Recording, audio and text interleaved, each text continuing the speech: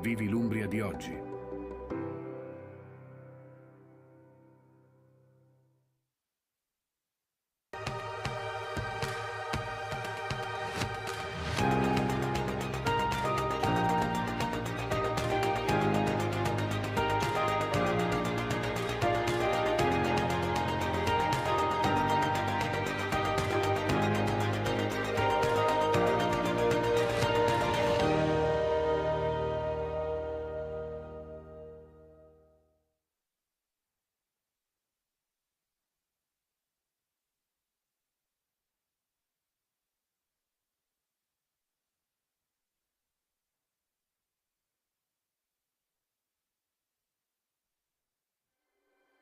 Experience Umbria through the European Union's cohesion policy.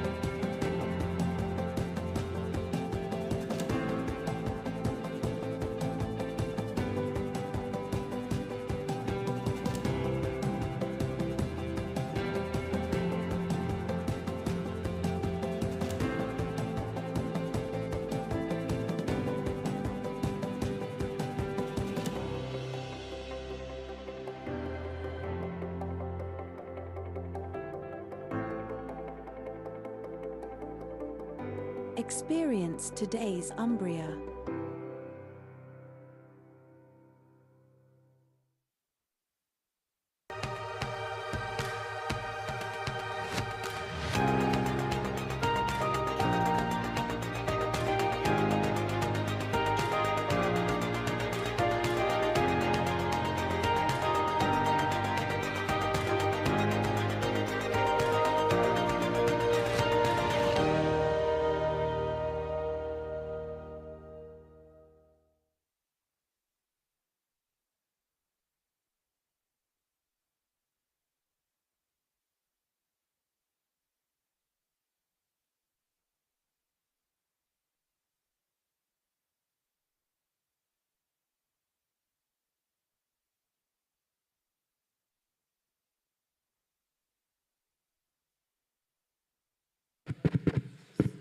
Ah, this is better.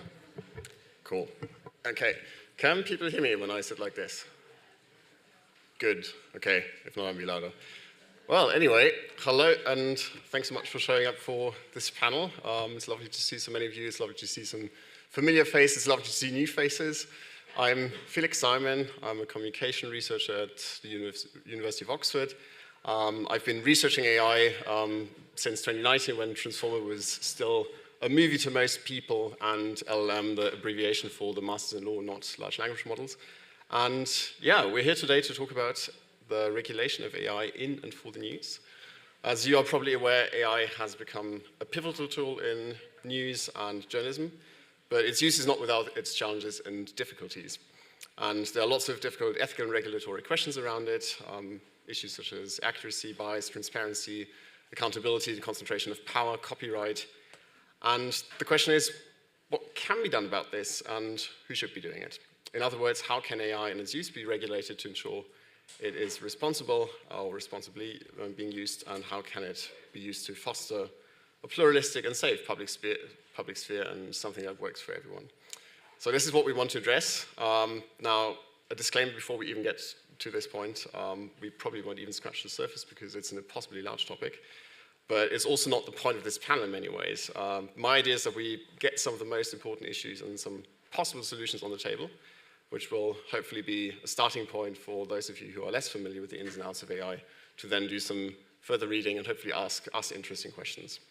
So without further ado, could my wonderful panel please introduce themselves, starting from the right with Emily. Hi. Hello everyone. I'm Emily Bell, the Director of the Tower Centre for Digital Journalism, a very old-fashioned term, at Columbia University. My involvement in AI is that we run programmes on computer science and journalism, on data journalism, so we teach it. My students have been doing failed tests on AI, and it's all failing. We have various programmes running at the moment, some research coming out shortly on ethics codes, which I think you might be interested in, and also as part of the RSF committee on AI and, I better get the Paris Charter on AI and Journalism, which we'll post a link to, and is a useful reading. Wonderful, and we will share that. Rita. Hi, I'm the co-founder of Quint Digital Limited in India. We run a news website called The Quint, which goes out in English and in Hindi. Part of Quint Digital Limited's bouquet is also Quint Type, which is our tech arm, which has a CMS on which about 200 plus publishers publish their news sites and some other kinds of content. And together we've been, let's say, making haste slowly when it comes to AI. QuintType has rolled out several features which sort of speed up and enable journalists in many ways using the CMS.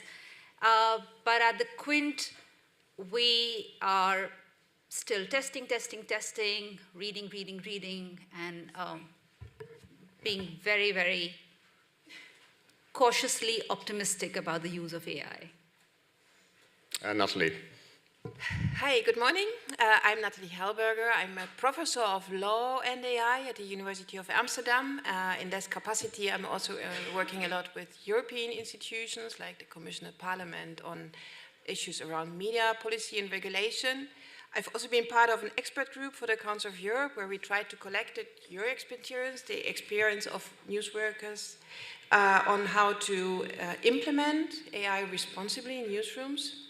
And I'm the director of the AI Media Democracy Lab, where together with media organizations, we try actually to figure out what is responsible and how to do it. Amazing, thank you all so much.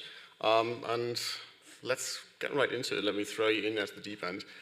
Why do you think AI should be regulated in the first place, and who should be doing the regulation? Maybe let's briefly start with Emily and then go down the line again. So I'm a former European, being British, who's now living in America. So I have a very fractured view of regulation. So first of all, yes, we do need we very clearly need regulation of AI, and I think you're seeing that through. Certainly, sort of Europe is moving quickly on this. China has moved very quickly on this. America is beginning to move on this. Why do we need to regulate it? And from a news perspective, obviously there's an interesting issue in the United States about freedom of, First Amendment and how you implement AI in the newsroom. We had a fascinating session on that at Columbia a little while ago, which is highly technical issues of who should have access to the data, how should it be used, what's freedom of expression, what's right to hear, how do we hash all of these things out.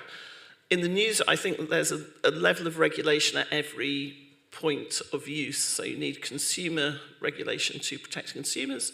You need newsroom self-regulation, I think, in terms of being very explicit about the policies that you implement and use. We've just collected, there's several people doing this, but we're aggregating all of the ethics policies. I think we've got about 180 so far, which is very encouraging.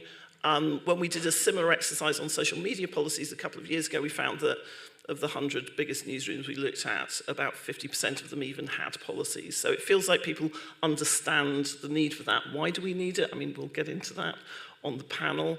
But one of the reasons we need it, just in a very sort of simple, straightforward way, is that I think journalism is being really challenged in a way which is, we've seen it very vividly in the United States in the first 3 months of this year, with something like sort of 2,000-3,000 jobs just disappearing off an already, very low job base. I think if we want to be in these rooms in the years to come, we have to have an equitable playing field for the new wave of technologies. I think we've learned a lot in the past 20 years about what bad relationships with technology companies look like, and I think regulation will actually help us get there. So that's my... Thank you. What's your view from the Indian context, Ritu? You know, I think we have to look at regulation maybe at two levels. One is possibly at, you know, I don't know whether individual governments or globally entities come and put together regulation which is technology enabled in terms of detection or in terms of, you know, whatever technology there is in being able to recognize, mandatorily put out AI generated content which is easily recognizable or detectable. So I think you need, you know, this talk about watermarking or metadata which is, you know, encrypted into without perhaps the creators of the content knowing it. So at that level, it's really regulation that is enabled by technology. I'm a little wary to say that governments should come up with this regulation, individual governments, because there's a conflict there, right? Because, for instance, during elections right now, governments are using AI for their campaigns, for personalized communication with the voters, including deepfakes, which may or may not be used maliciously, but the use of deepfakes is being used. So any regulation that comes from an entity that is using AI for their own agenda will be very skewed, right? I'll give you an example. I'm sure you guys have read about it. In February this year, somebody in India prompted Gemini to say whether Modi is a fascist ruler, or, you know, whether his government is fascist.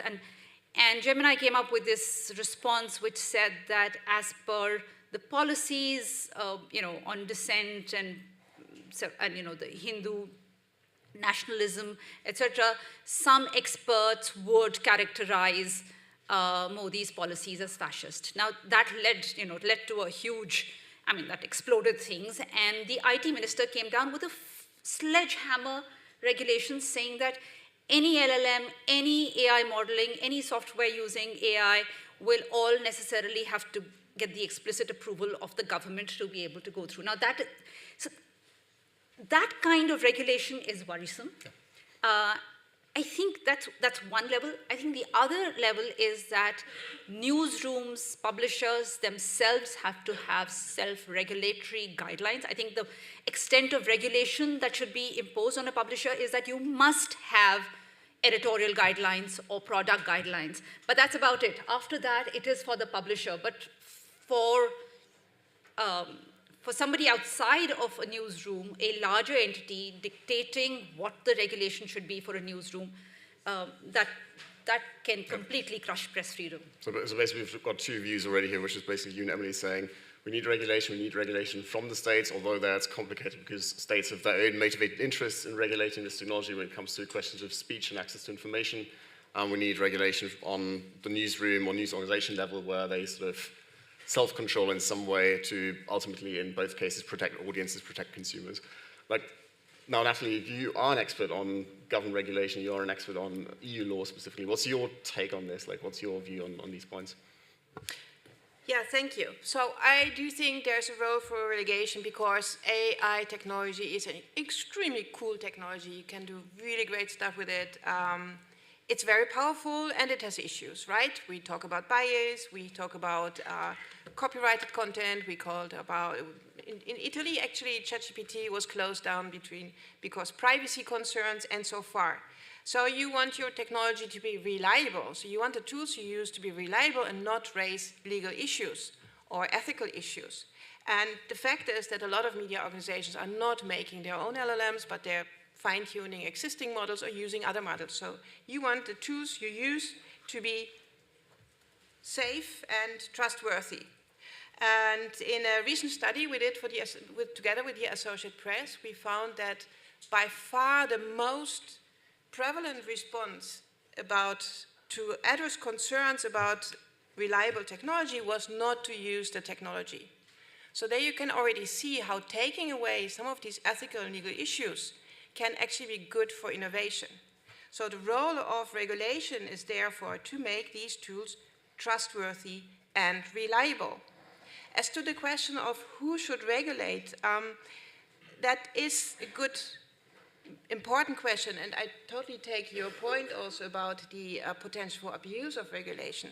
So the way the European Union is trying to do that with the AI Act is to lay down a baseline regulation, but also impose a lot of responsibility, especially on the media sector, to go further and self-regulate and ensure that the technologies that you're using, that you use that in a responsible way. Because in the end, it's not a problem that can be solved by switching a switch here or switching it here. It's really a cooperative responsibility to make sure that these tools are reliable and trustworthy.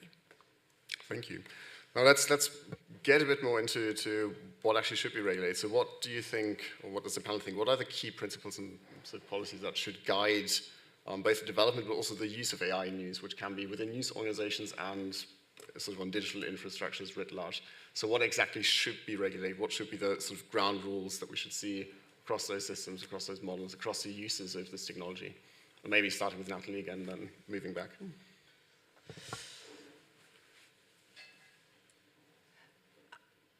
I think an important role for regulation is to make sure that AI models respect rights of others, so being the rights to privacy, rights of children, copyright. So I think there's a clear role for regulation. I also think it's important to understand that regulation is not only laws, but these can be, for example, also responsible procurement. Can you briefly say what you mean by responsible procurement? So choosing the tools that you work with carefully. So not simply using the first, loudest, biggest model, but figure out to what extent do you have trust that this model has been trained on lawful data in a responsible way. How transparent is the provider? Does the provider have a phone number where you can actually phone if there's a problem? Is there support?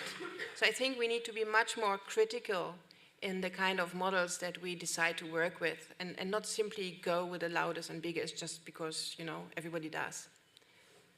Ritu, what's your view? I can speak to how we are approaching the use of AI in our newsroom.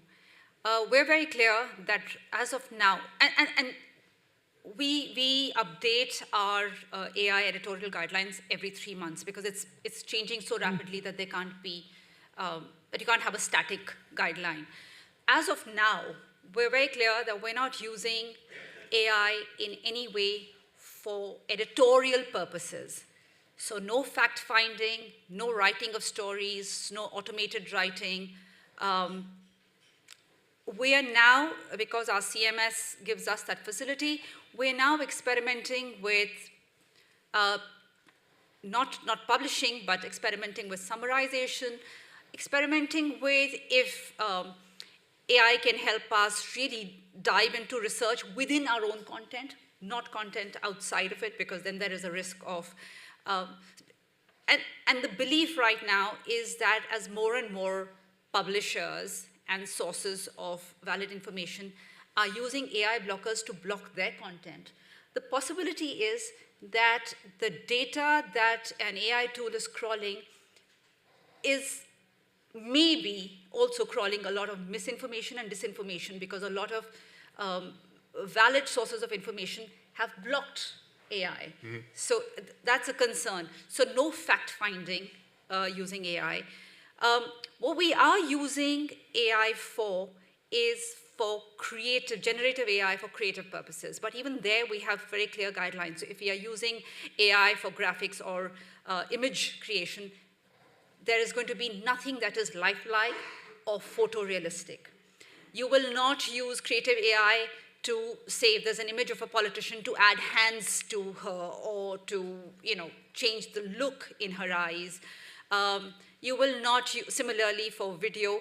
And I think some of the ground rules, like Natalie said, is that it will not come in the way of anyone's privacy. It will not compromise on, issues of consent or human rights or civil liberties.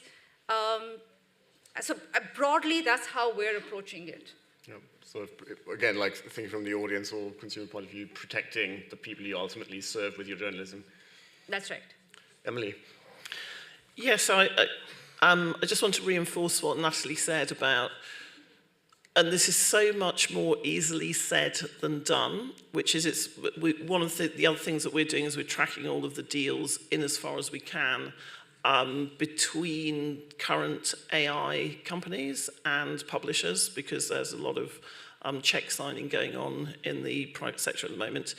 And the deals basically break down into two types. One of which is the more hardball deal about how much money you're going to pay us for our archives. So you'll see that the New York Times is taking on Microsoft in the courts to try and enforce higher payments or to extract fair value. The New York Times is also, I think, what we'd broadly call the Google newsroom. It has a lot of Google technology and a lot of Google kind of support within it. And this is not something they would deny. I was talking to A.G. Salzberg about this the other day in public, and he was like, yeah, it's fair. So what we're seeing is a set of deals with Microsoft and the whole Axel Springer deal is, I think, symptomatic of that. And then there are the deals which are, we'll give you $5 million. You can collaborate with OpenAI on how we build tools and things like that, which are very useful for small newsrooms and very kind of tempting deals, and honestly, in some cases, deals that newsrooms, or rather offers, grants that newsrooms and research organisations find hard to turn down, because there isn't a lot of money out there for kind of innovation in news, etc. And there is a real sort of get on board, don't miss the train. Well, I'm here to tell you I'm old enough that I remember when the train left the station last time with lots of publishers on it, and it was on the wrong train. And it would have been a lot better if they'd actually missed it. So on this sort of how are you making these rules, like, and what are the processes for that? I think that the real problem for publishers and journalists is how much external pressure there is at the moment, to either from your ownership or from external organisations saying, adopt these tools, put them in place this way, which is why it's so important to have your internal ideas about ethics and guidelines sorted out. I would say that, just very quickly, there's one more problem there, though, which is if you actually look at the models that are already being deployed, so we can say privacy is really important, sort of integrity of data is really important. The underlying training model, for instance, for some of the visuals that rely on training data model, was put together by researchers who said they should never be used for a commercial purpose. And yet, there it is. It's now sort of out there. There's not much that the researchers can do about the fact that there's a couple of really interesting pieces of research have come out recently about it, saying the underlying data in that data set is predominantly commercial. There's no way really of knowing whether or not it fits. And to Natalie's point about procurement, of the 180 policies that we've looked at so far from newsrooms, only one vaguely hints at procurement being a sort of an ethical value that newsrooms are adopting. So in other words, is the supply chain of your AI model clean? And I think there's a good reason why that's not in there, because I think it's really hard to say that it is. I think Natalie has a response to that, yeah. Maybe just to this last point, so with this global study that we did with the Associated Press on responsible use of AI, actually responsible procurement was, if you list all the measures of responsible use, responsible procurement was down at the bottom. And I think this is really something to think about. Of course, we can hope to, through human oversight, to make sure we control the output. But I think we should not underestimate how incredibly difficult it is to do so, seeing the issues that are actually already in the training data and in the model and all the inequalities and problems. And I really also being more critical about the tools we procure, we use.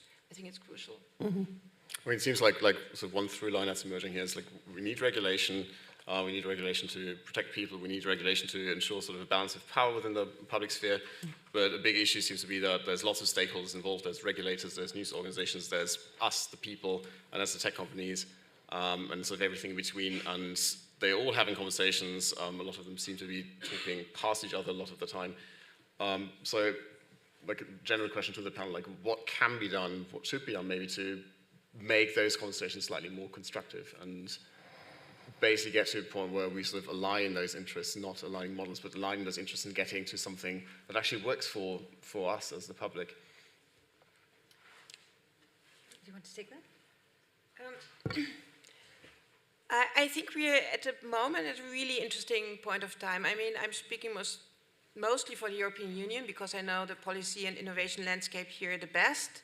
But at the moment, there's a strong push and momentum for creating the conditions for alternative models, more responsible models. And I think this is a huge opportunity to make sure that AI technology is actually in sync with all the internal ethical issues and that we can use technology that is really answering to your concerns. And the key here is creating demand for these alternative solutions. If we don't want to use them, they are not going to flourish. So I think there's also really a role for the sector to push for better tech, small tech, better tech. But on that point, I think it's, again, sorry, playing my extreme age card here, it's incredibly, I think, beneficial and makes me very optimistic that there are already many discussions about this, that because of the really, I think, last 15 years of the platforms and publishers, which is sort of a strand of our research, has been really not beneficial for publishers overall. I think if you look at that, it's been a very, very unbeneficial relationship, which we were very enthusiastic, well, we weren't, but lots of you were very enthusiastic about at the outset. And I think that this idea that you really do need an alternative, and people don't, I think people within journalism do not wish to be gaslit by the technology companies, telling them that this is not possible. We have many, many more journalists and developers now in the field who really understand the underlying technology, can ask the right critical questions, which was not necessarily the case before. And the one more thing, just to be really optimistic about, if only there was a business model to pay for it, which is, you know, journalism is a regulatory mechanism. You know, there's really incredible journalism out there right now about how do you interrogate these systems, how do you protect voters at a local level, how do you look at systems at a national, international level. So, you know, kind of, I think that that's very, very, very hopeful. And that's still the main accountability that, you know, researchers like Natalie, myself, journalists like Rita, you know, we are still the main accountability mechanism. Luckily, Europe has some laws now which actually makes our job easier. So I think that's sort of how can we make sure that this environment favours us is the one way to do it, is to really be very sure of your own agency, I think, in this space. I think, again, from a newsroom's point of view, I think this is the time, and I think that's a mistake that we made when we back in the 2014, 2015s, when everybody wrote the social media madness without completely understanding it. I think this is the time when it's really important for people, including journalists and editors, to really upskill and understand technology, because in the absence of that learning, you're going to be susceptible to procuring tools or technology that you don't have the ability to say whether that is good or bad, apart from just having a sense of who is the corporate entity that's funding it. So I think that's really, really important. I think all this hype about, you know, AI is going to come and take away your jobs. I think if you try and understand that you really need to upskill as far as technology, that is really important. The other thing is that I think newsrooms should not look at AI the way we did social media in terms of making everything large and huge in volume. I don't think anyone, including the audience that consumes news, wants more news or more information. I think if you can understand AI to be able to use tools to really further define and improve what your distinctive, differentiated offering is as a news product, that, and I think the third thing is you've got to go slow. I think you've got to be open to innovation, you've got to learn technology, but I think, and I'm coming from a place where in 2015 I wanted every new shiny technology, every new candy in the store because I didn't want to get left behind. I think that is something that we have to be careful about. I think one of the problems right now is that AI is on steroids at a time when elections, when there isn't enough technology to counter it in terms of protection of rights, of privacy, in terms of detection, so it's very, it's really out sync. There's a lot of AI to be used, a lot of cheap, easy to use, free tools, which can, you can produce content and videos at scale. There is no time to test it, and it's coming at a time when the information by governments, by campaigns, propaganda, everything is on overdrive. So this is a very, very tricky time. I think we're slightly lucky that in India, our elections have come slightly early. I think by the time the end of the year elections are happening, I can tell you, I'm a fact checker, I will not be able to detect a correct video from a deep fake video. One last question before I ask my final question, and then we go into Q&As. What's your, as a panel, what's your take on this idea that actually we probably shouldn't be regulating too much at the moment, especially when it comes to AI and news and information spaces, because we don't really understand where the technology is going. If we do it now, we sort of stifle innovation. It's going to create lots of problems. It's too complicated. This is sort of one narrative that we've seen time and time again in recent months. What's your take on this? Is it impossible to do proper regulation? What's the right approach in general? This may be a question for Natalie first. Yeah, first of all, again, I would really like to push against this picture that laws are per se bad for innovation. I hope today I made a point why laws and regulation can also help innovation, especially innovation in outside very large big tech companies. And I also observe that we start thinking differently about innovation and regulation. And I think the AI Act is an European AI Act, so the European AI law is an interesting example where the law itself lays down some ground rules, but we also understood that also legislators have to be much more agile and be able to respond faster, which is why there is a strong role also for the European Commission to actually go further with implementation acts that they are faster to adopt to respond to actual developments. That's why we're looking at standardization. So I think regulation is today much more than simply laws. There are different tools that enable regulators to act and respond faster. Yeah, I was going to say it's quite frustrating to be in a country and a system where the main regulatory lever is, I guess, antitrust and harm to consumers. And by the time the harm has occurred in this world, the cat is not only out of the bag, it's like set up a factory and it's making its own bags kind of down the road. And you're sort of, so you have, so I think sort of in America it's quite interesting to look at that, let the market decide model. And it's clear, even within the FTC, within the government, within state level, federal government, that people are already thinking that we do need regulation around this. I think that's sort of, but the slowness, I mean, it moves like a bowling ball through a snake. And my worry is, or my hope is, that possibly where you have Europe moving much more quickly, it will just be more efficient for the companies to adjust themselves to the European standards. So it's like, how do you fit through the smallest keyhole? And if the smallest keyhole is in sort of democratic framework is Europe, then what I'm really hopeful for is that we will just get an adoption, internally at companies that help us. But this idea that it's too soon to regulate is actually just, again, bananas, and it's a kind of a gaslighting mechanism. And I think the trouble is that if you don't regulate early, my dad, RIP, art teacher who used to say you can never draw a wrong line, because if you draw a terrible line, you know that you need to draw the next one. I'm not advocating for bad law, but the number of times in America I've heard lobbyists paid for by the tech companies saying this will make bad law.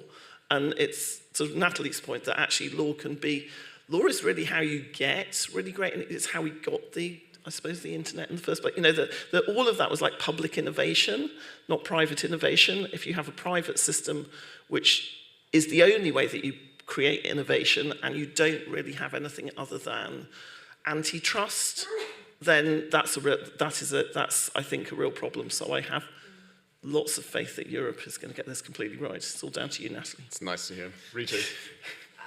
I think I completely agree. I think that the process of regulation needs to be slow and really understand at every stage what it is that AI is doing, and therefore the regulation not be broad brush, for it to be very specific. For instance, it should be made mandatory that you have to ensure that your AI model does not in any way add to confirmation biases, to stereotyping, race, religion, gender, etc.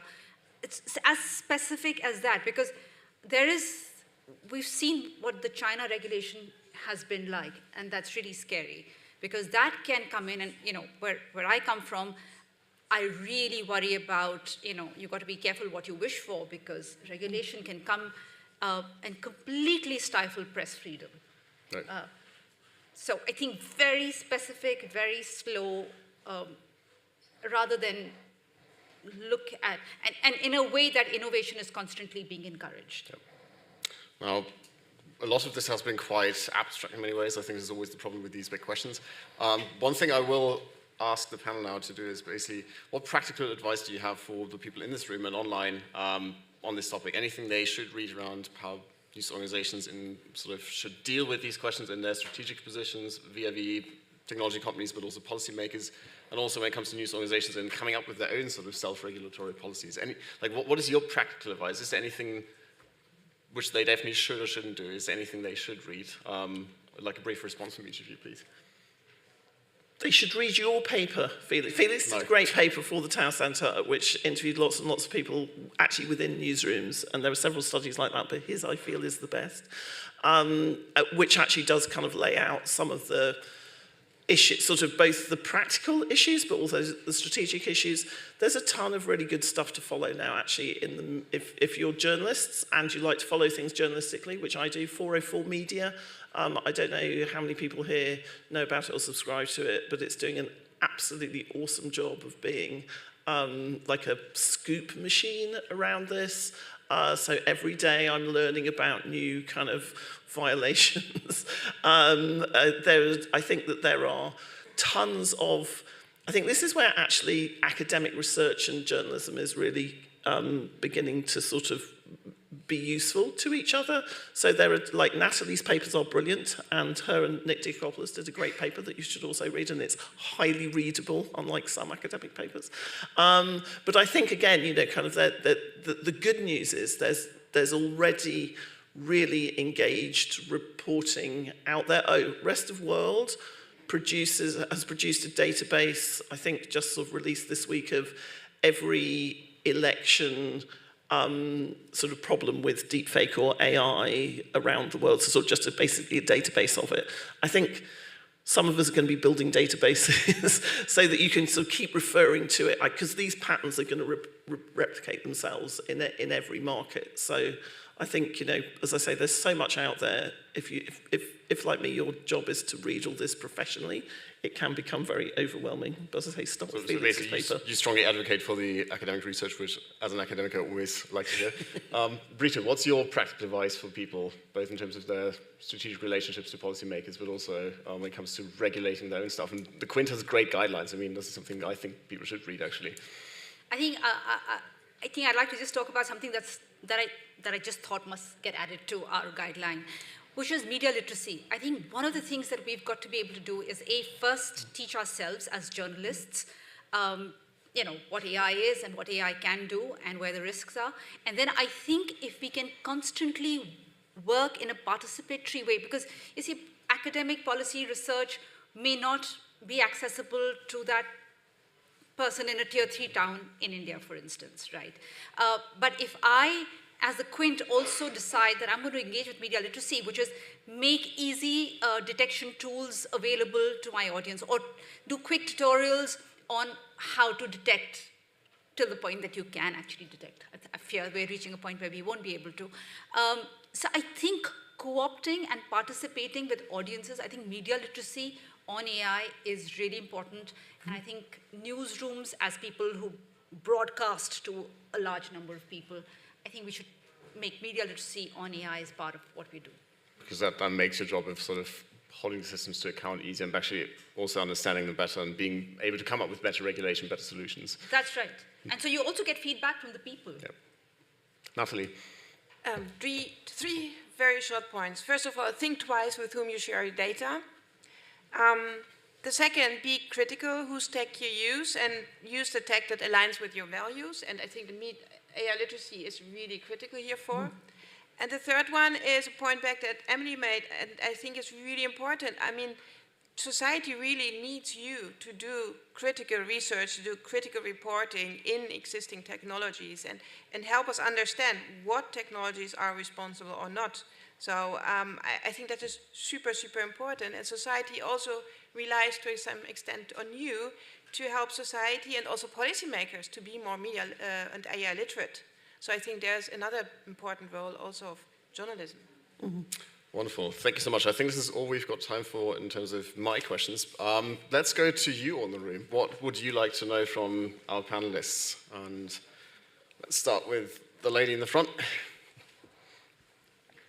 Hi, Felix. I really enjoyed this panel. It was a really interesting overview. I heard two things. Tell me if I'm wrong. And I promise there is a question. So one, good regulation promotes innovation. And two, early regulation can be improved iteratively as we learn what good regulation looks like. So my question is, do you have faith that our systems of governance allow us to do that level of iterative legislation and regulation at a pace that's going to keep up with the developments in AI? Or are we just going to end up with slow legislation and bad regulation as a result? That's an excellent question. Who wants to take this? Well, Natalie's in charge, so she should take it. Yeah, you know, I just made the AI Act single-handedly. No. I think Europe is a really interesting example, not only for Europe, but also I think for the rest of the world. If I would be outside Europe, I would see that as a huge sandbox and experiment what is happening. And also back to your point, these are really complex issues, and regulators also dealing with a lot of uncertainty. So I think also cut them some slack and allow trial and error. Also regulators need to experiment. And for that, they also need feedback from the sector, from academics, to make sure that the rules get good and better.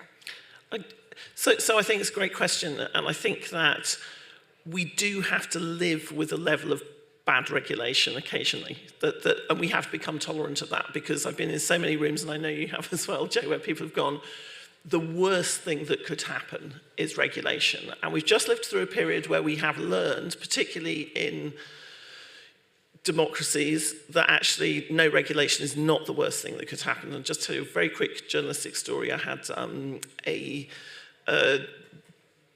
exiled Russian journalist come to my information warfare reporting class and demonstrate to my students a Russian bot which is active as a chatbot, AI-powered chatbot on Telegram, where you can ask it for the identity. You put in anybody's name who's a Russian citizen, and it will spit out at you every single record, medical, financial, address, like just a level of personal data that is absolutely horrifying. And he was like, this is what you have when you have a completely corrupt system, where you have regulation that's not properly, that's not actually kind of implemented, where the system is so corrupt that people just sell data, where there's no punishment for it. So you kind of, there is a world. Kind of like basically at least some regulation is better than no regulation. So again, I think when we go, we have a very privileged view of like nice regulation that works perfectly for everywhere, but there's a ton of examples out there of where there is no regulation, where it's corrupt, where, as Ritu says, you actually end up with completely the wrong regulation.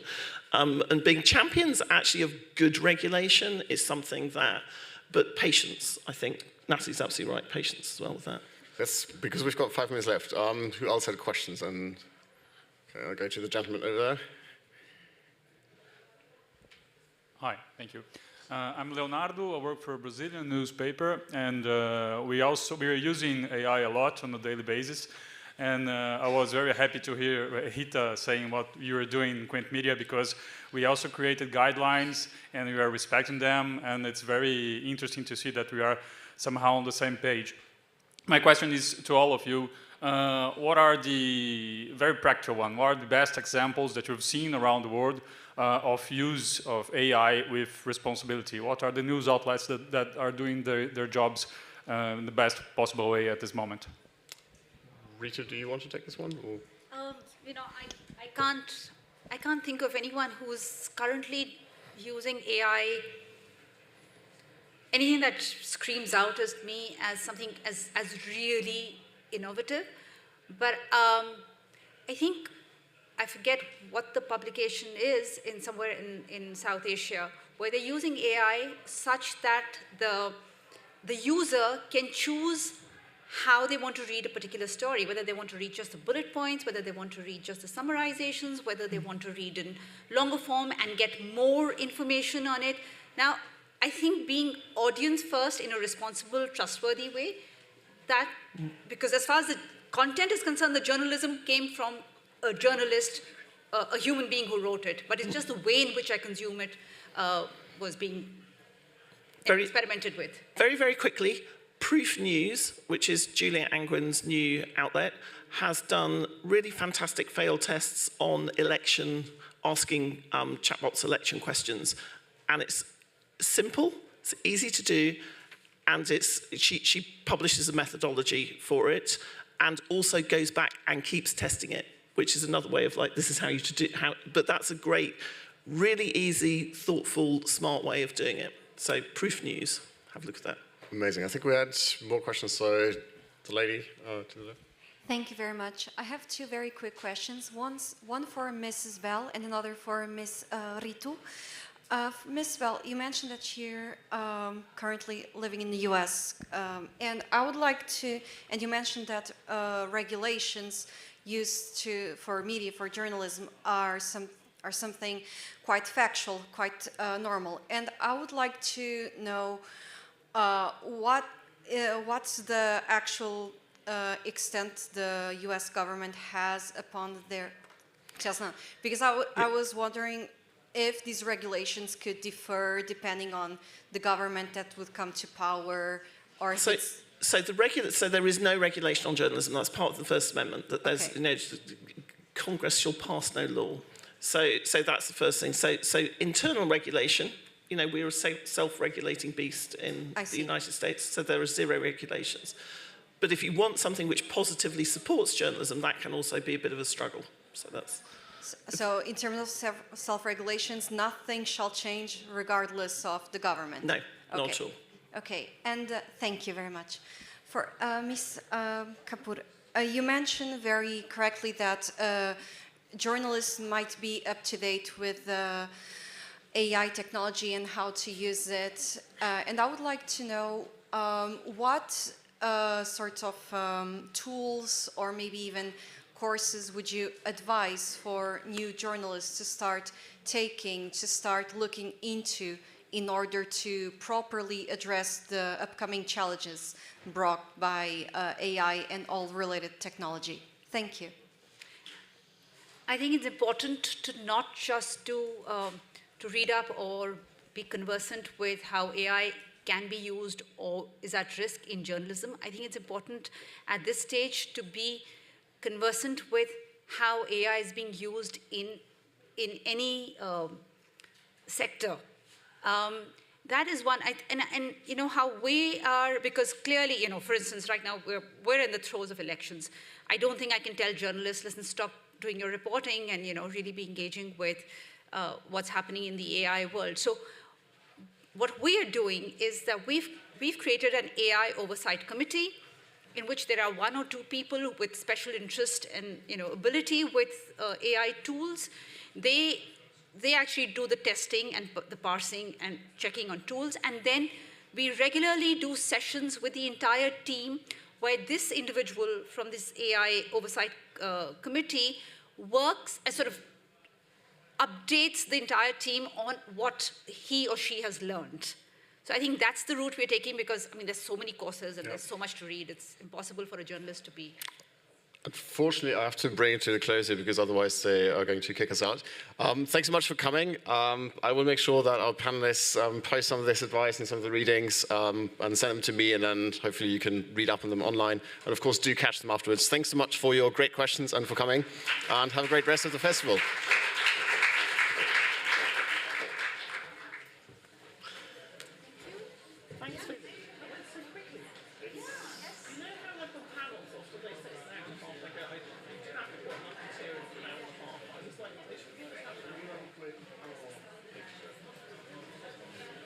Could you maybe take pictures? Sure.